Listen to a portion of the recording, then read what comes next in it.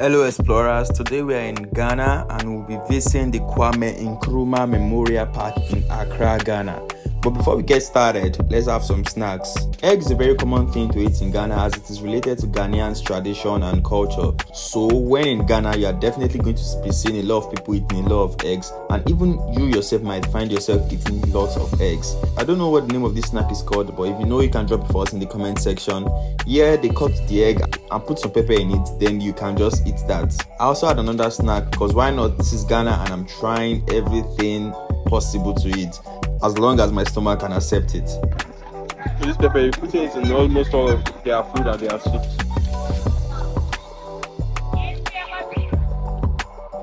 We would call it lean. But the thing is not peppery. Not very peppery. It tastes like food self.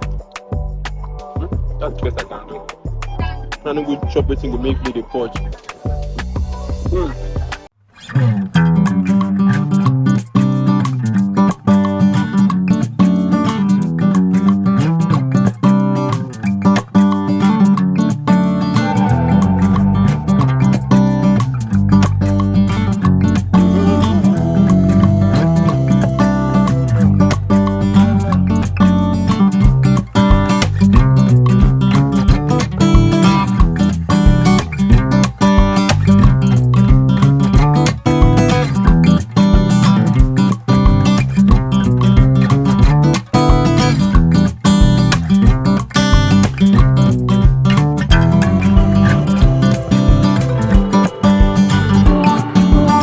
Encompassing everything you are going to be seeing in Kwame Nkrumah Park, the experience you should be expecting, and every other thing included. Basically, you should be expecting to see Kwame Nkrumah's park through my camera lenses. The entry fee to the park can be seen on this door. You can pause the video and take a screenshot. Getting into the reception, you are going to see the ticketing area on your right, and you're also going to see the car Kwame Nkrumah drove while he was alive on your left. The car is a great background for taking pictures, so trust me to take beautiful pictures with the car.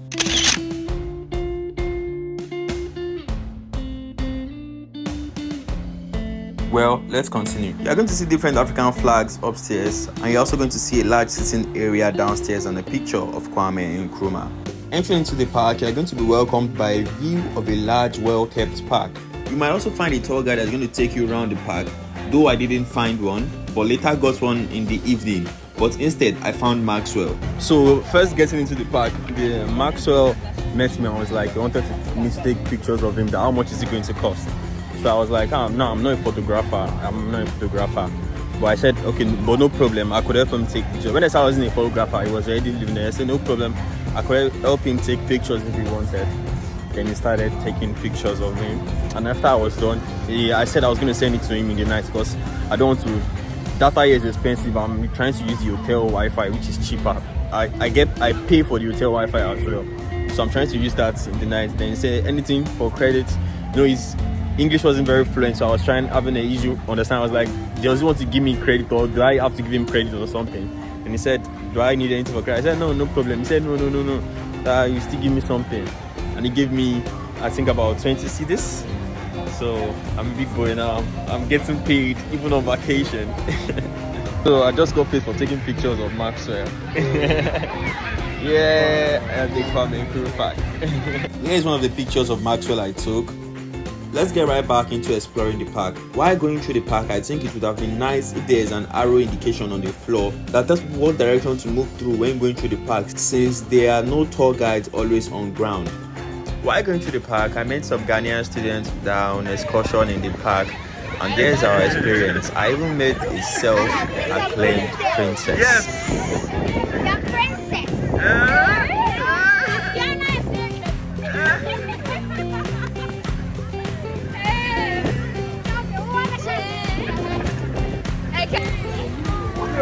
Hello everybody! Hello!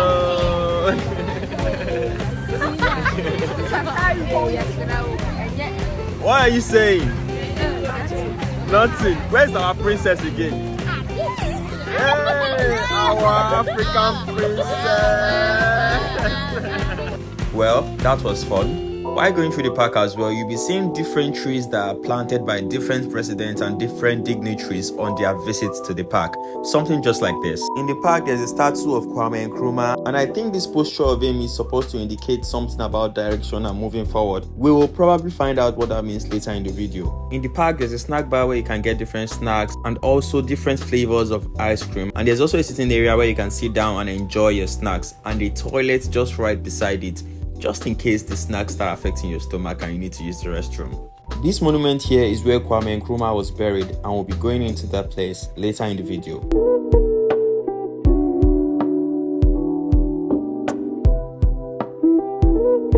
On my left is one of the two museums in the park where you get to learn about the life and death of Kwame Nkrumah, and we will be getting to that very shortly. But outside the burial monument I told you earlier, there's a beautiful water fountain where you can take very nice pictures, just in case you go to the park and you wanted to take a souvenir of pictures while going back. Here are some pictures I took outside the monument.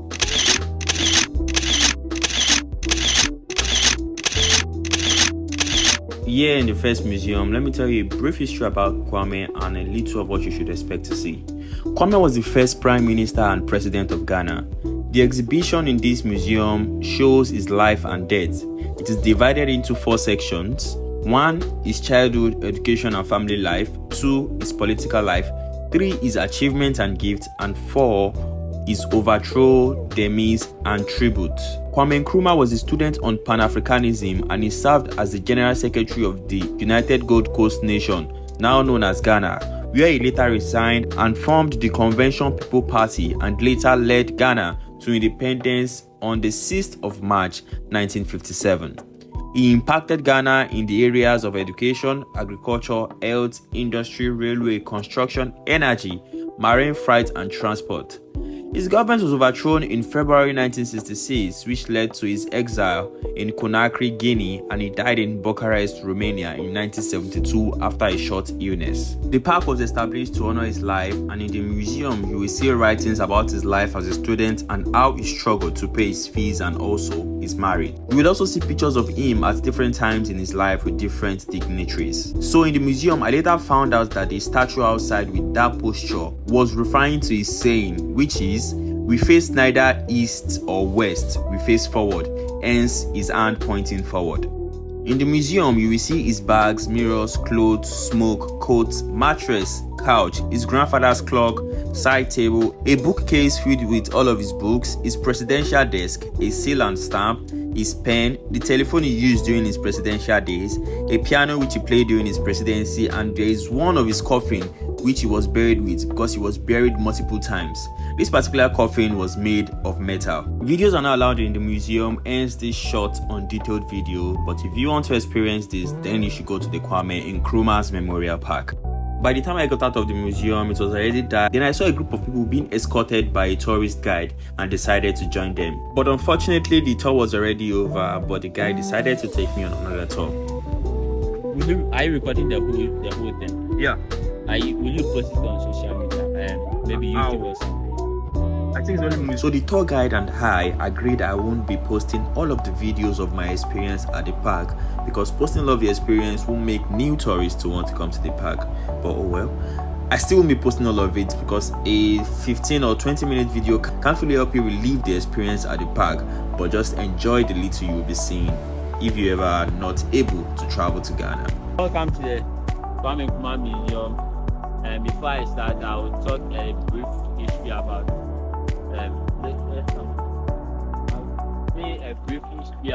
Kwame Nkrumah. So he was born in 21st September 1909. Okay. Then he was born to Madame Elizabeth Naniba. They died shortly after he was born, so he was not able to see his dad and grow up with his dad. So he lived with his mother through his life. So the mom sent him to a Catholic basic school in his hometown in Crawford. So he was there, finished there, and was sent to Achimota College, now in Ghana, now known as the Achimota School, secondary school. So that's where he attained his secondary education. Okay, so when he finished, he applied for the Lincoln University in the USA, but due to inadequate funds, he wasn't able to go there. So he had to stay back So he worked as a teacher at a training college and also did plantation. So he was working in farms alongside teaching. So 2 years later, he had a scholarship to go and study in that same Lincoln University. So he studied at Lincoln University and got a degree in economics and also a degree in psychology. Okay, so he did his master's there and learned African languages as well as sociology. Okay, so he finished his years there. He was an active Pan-Africanist while he finished. So he was teaching African studies and history. Okay, so based on popular request outside when he was schooling, he was brought to Ghana to become the General Secretary of the UGCC, known as the United Gold Coast Convention. He was the General Secretary. But what he intended to do, independence in Ghana, they were not allowing him to do it. So he parted ways from them to form his own political party known as the CP in 1950. Okay. So he formed his own political party and he gained independence for Ghana on the 6th March 1957. Okay, so he was the prime minister and then so 1960 he was first elected as the president of Ghana. So he was president of Ghana from 1960 to 1966. Then he was overthrown here in Ghana in 1966 and went to Guinea to become the co-president of Guinea. He was there too in 1972. He was battling with cancer, prostate cancer, and was sent to Romania for treatment. But unfortunately, the treatment wasn't successful and was sent to Guinea for his first burial service and later brought to his hometown in Corfu to be later buried there. Then 3 months after, his burial in Guinea, he was brought to his hometown to be buried there.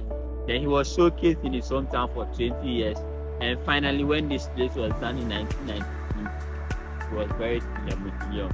Okay. So what I used to end is, this place used to be an old polo game club. So this was where the British used to play a polo game. So the one they sit on horses with sticks. Yeah. So that's what they played here. Wow, and Ghanaians and blacks were not allowed in here. Ghanaians and blacks were not allowed in here. So when he gained independence in 1957, he decided to stand at where the statue is and declare independence here in Ghana. Okay, so this is where he stood. The exact spot he stood to declare independence. That means the picture I saw in the museum, it was taken here. Yes. Oh, So that's the exact spot he stood to declare independence here in Ghana. And we see people playing horns, and there's a drum back there, another person playing guitar. So this was a way to communicate to the people about you see, when in your country, when a chief is coming, they used to play sounds, play music. Yes, so back then they didn't have a telephone or social media to communicate to people. So that was just a way to communicate to people about an upcoming event or something. Okay. So they kneeling down too was a sign of respect for our president, Dr. Kwame Nkrumah.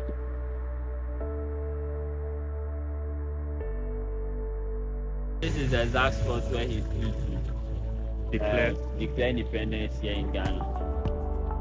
So he had done this. It's in the tunnel. He said, "We face neither east nor west. We face forward." Okay, so that's what he did with this statue. Okay.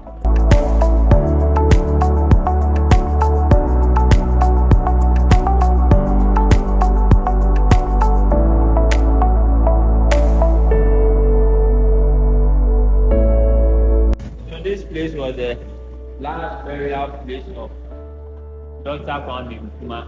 I said he was first buried in Guinea and brought to his hometown in Corfu to be buried. So this was the final place he was buried at in 1992 when this place was built.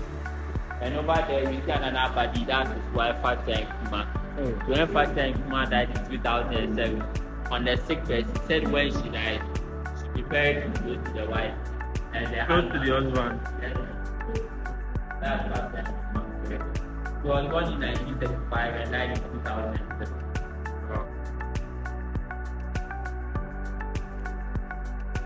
So when you look at this graph, structure, you can see it resembles a trunk of a tree. You see, the base is broad alongside when you get to the branches.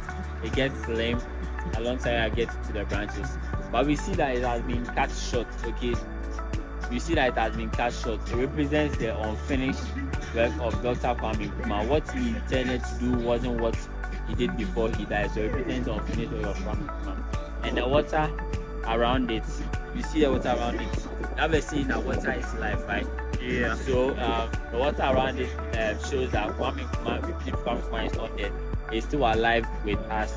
That in what he did is what these presidents are building upon. So in there, we hear that they were saying that he has started some things and they expose them as a, so we believe he's not dead. His legacy still lives on. Okay. And that's what they are building upon. What is the meaning of these things that are on the wall? These markings and stuff. These Egyptian markings. Are they just designs or what? So they are designed and in addition has symbols. They are called Edinkra symbols. Okay. They are called what? Edinkra. Dinkra. Edinkra symbols. Edinkra symbols. Yes. Then on the wall, I just said earlier that the one just at the entrance, the two heads are better than one. Okay. Yeah. And the one at the right, Sankofa. It's also a Ghanaian tree. It's called Sankofa. These three people. No, those struggling for the sword or something, the stick. Those Okay. struggling for the stick. Okay. On top, we see some like a pop turning the head. I'm not really seeing it. Let me.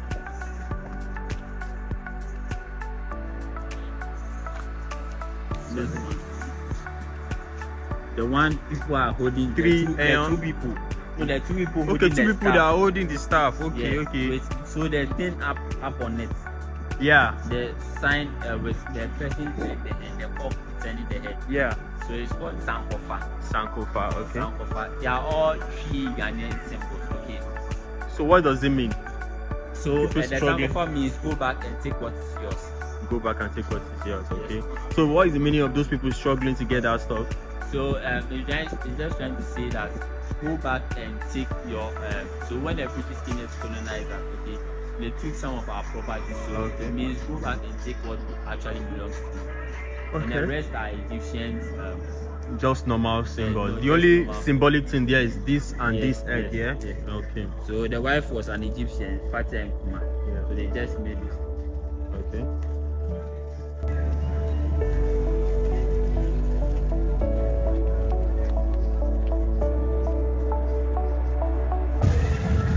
So in 1966, I said a coup d'etat happened here in Ghana. Yeah. So while he was president, he used to be sitting at the old Parliament House just across the street. So when you get out across the street, that was the old Parliament House. That's where he was when he was president. So the statue used to be there. So while the mob actions happened here in Ghana, they went there to destroy some of the valuable things. Okay. So this statue used to be there. So they broke the left arm, they broke the right hand, and then tried to hold when the head was off. And one woman was actually around when the coup d'etat was happening. So she took the head of Kwame Nkrumah and kept it for 43 good years. And Wow. 43 good years. They brought it back in 2009. Okay, the reason why she took it was she said Kwame Nkrumah was a good leader.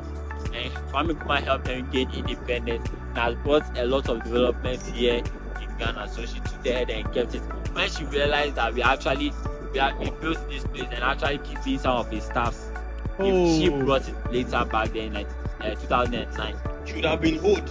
Yes, so she would have kept it till. She died, or is her children that brought it? Okay, listen. What happened is she brought it based on anonymous written. Okay, so she didn't want the public to know who she actually was. Okay, so we know it was a woman, but we don't know who she particularly was. Either Elizabeth, Linda, Mary. We don't know who actually was, but it just was a woman, but she was not dead. Okay. You are sure it is the woman that kept it, or maybe the woman died and her children brought it? Don't you think it's something like that? No, she was 42 years is a very long period of time for her to have. So she brought it. She wasn't dead. She was old. Was she an old lady? Yeah. So just behind the tour guide here is the second museum, which is an audio and videographic museum where you hear the voice of Kwame Nkrumah, the videos of different times in his life, and also some of the quotes he made while he was alive. No videos are allowed in this museum, so unfortunately I won't be posting any videos from this museum. But midway through the museum, there's a place where my tour guide took very nice pictures of me as usual, and I'll be adding them.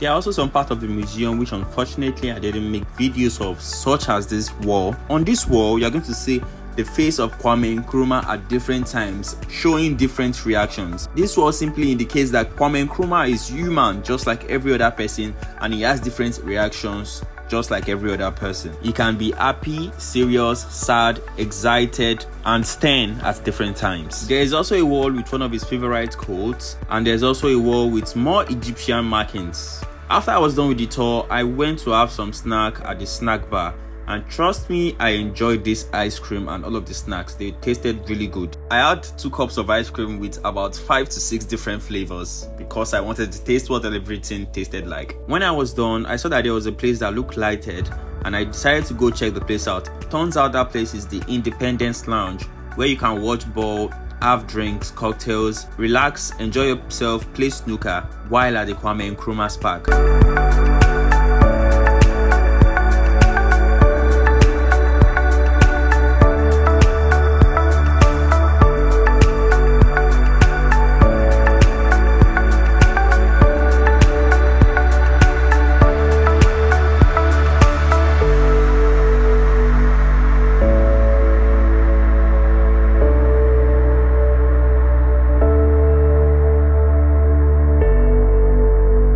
By this time, I was the only one left at the park, so I was just roaming about and exploring different places within the building. But hold on, the video is not over just yet. There's still something beautiful at the end of this video, which is a beautiful highlight for this video.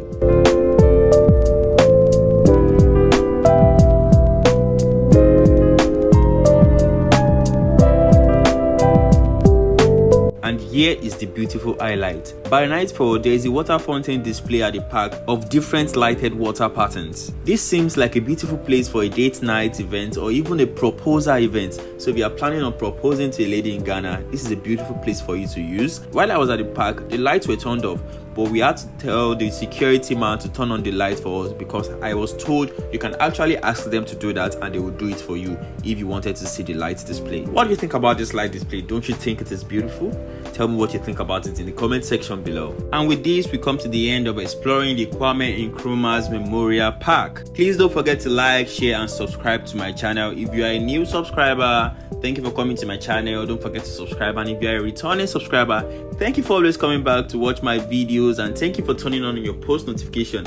Just in case you haven't done that, please turn on your post notification so you get notified when I post a new video. Au revoir, explorers. Until we meet again in another video in Ghana.